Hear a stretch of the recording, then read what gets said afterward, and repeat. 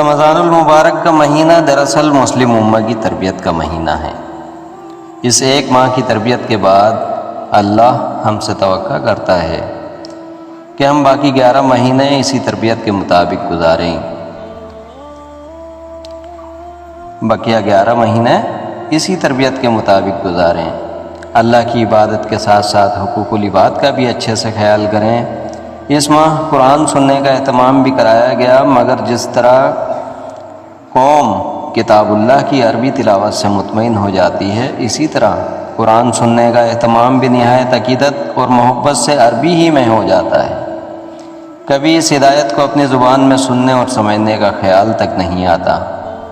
قرآن کے ہوتے ہوئے بھی نہ تو ہماری زندگیوں میں انقلاب آتا ہے، نہ کوئی تبدیلی آتی ہے۔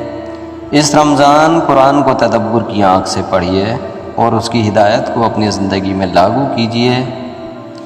انداز میرا اگرچہ شوق نہیں، شاید تیرے دل میں اتر جائے میری بات۔